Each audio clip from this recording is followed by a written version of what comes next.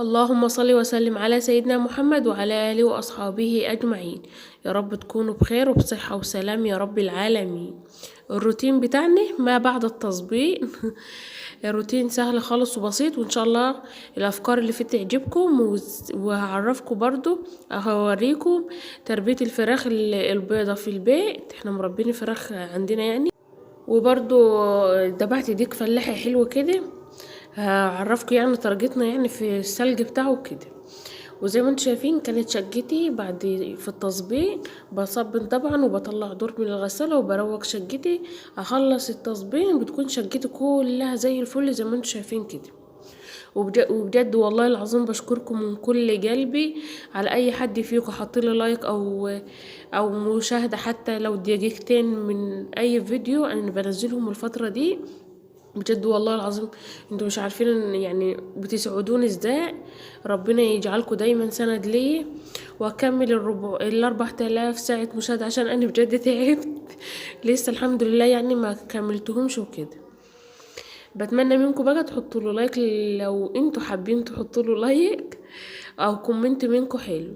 اهو زي ما انتوا شايفين بعد التصبين طبعا كانت شقتي زي ما قلت لكم نظيفه وزي الفل. ودي كان قصاد شقتي اللي هما القطين دولت بنربوا فيهم الطير. كنت الصبح يعني يوم التصبين ده بقوم بدري شويه. اهو زي ما انتم شايفين دي الفراخ البيضة، وان شاء الله باذن الله الفيديو الجاي هوريكم احنا ازاي ذبحناهم ونضفت تحتيهم ونضفتهم هما اصلا وكيستهم ازاي والمواضيع دي كلها. اهو زي ما انتم شايفين لازم كل يوم الصبح احط اللي هما البط اللي انتم شايفينه دي والفراخ وبحط الفراخ البيضة وكده. اهو زي ما انتم شايفين الديك الاحمر اللي هناك ده بقى ده اللي احنا هناخدوه هنذبحوه. وزي ما قلت لكم برضو كانت شقتي اللي تحت او شقة حماتي اللي تحت كانت نظيفة برضو. كنت كنساها ومرتبة كل حاجة، يعني شقتي نظيفة كانت في اليوم ده شقتي نظيفة وبيت حماتي من تحت نظيف زي ما انتم شايفين كده. كنت فتحت الشبابيك وكان الحمد لله يعني كان البيت من فوق لتحت زي الفل. حتى عند الطيور انت اديكوا شايفين مدخل الطيور برضو كان نظيف كده. خلاص ده المطبخ بتاعنا الحلو الجميل ان شاء الله يعني ربنا يجونا كده، وهنعدله في شوية حاجات بس مش دلوقتي، على المدى البعيد كده اما ربنا يفرج. وده الديك اهو كنت ماسكاه في ايده وكنت بعمل لكم جولة في البيت تحت كده. خلاص اهو البيت نضيف والله ما شاء الله يعني. الحمد لله انا ايدي فيه على طول وبنضف كده. خلاص بقى بعد ما عملت لكم الجولة فوق وتحت وعند الطيور مسكت الديك الحلو ده وذبحته. كانت المية بدأت تسخن سقطته في المية وهنضفه وهقول لكم دلوقتي تشربوا منه احلى شرب. ولا تقولوا لي فول نابت ولا فراخ بيض، مفيش احسن من الديك الفلاحي كده. خلاص اهو نضفته وريشته كويس ونضفت بطنه وحطيت عليه طماطم وليمون وملح. اهو زي ما انتم شايفين بالشكل النظيف ده ما شاء الله كان مسكر وكان زي الفل. هسيبه بقى يتنقع لغاية العصر لان احنا بنتعشوا طبعا بعد المغرب. هسيبه يتنقع كده ويبقى حلو ونضيفه زي الفل.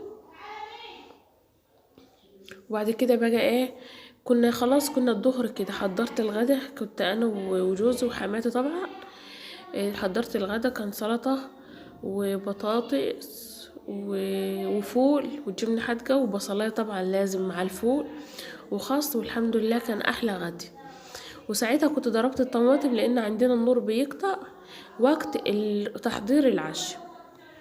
وطبعا مواعين مطرح الغدا او الفطار زي ما تحسبوه يعني كده. خلاص اهو كان النور قطع بقى كنا حوالي الساعة 4. اهو زي ما انتم شايفين ساعتها بقى طلعت كنا العصر طلعت لميت الهدوم بتاعتي كلها لان زي انا ما قلت لكم في اول الفيديو اللي انا كنت في اليوم ده كنت مصبن. فالعصر طبعا رتبت الهدوم طلعت على السطح طبعا لميت الهدوم ونزلتها وطبقتها ورصيت كل الهدوم اللي ليه هدوم يعني وكده حطيتها في الدولاب مكان. اهو زي ما انتم شايفين كده الدولاب برضو زي الفل. في اليوم ده الحمد لله يعني كان ربنا مجوني شويه وعملت كل اللي ورا.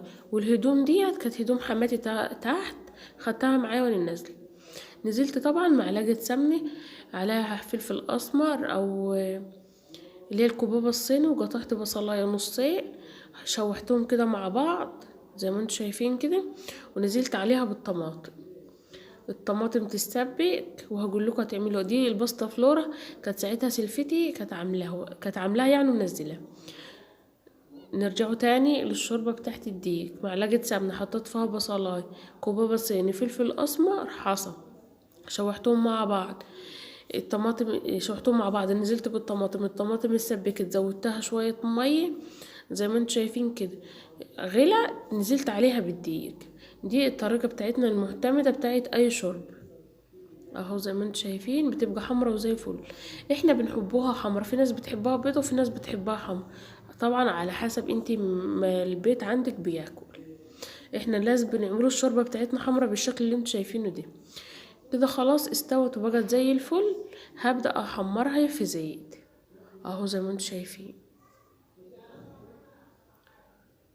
وده طبعا الشوربة اهي، ما شاء الله كانت ريحتها تحفة، وكان طعمها احلى كمان والله. بألف هنا اللي كل مني. اهو زي ما انتوا شايفين دي الشوربة اهي زي العسل. وفي اليوم ده كنت عاملة فتة ورز ابيض. الفتة اللي هي عيش التبطيط او العيش الفلاحي، ومنزله لكم الفيديو بتاعه. بنفرفته ونحمروه في الزيت. بعد تحمير اللحمة بيبقى بالشكل اللي انتوا شايفينه ده، وبنحطه على الرز طبعا. وبألف هنا. وده برضو كان عشان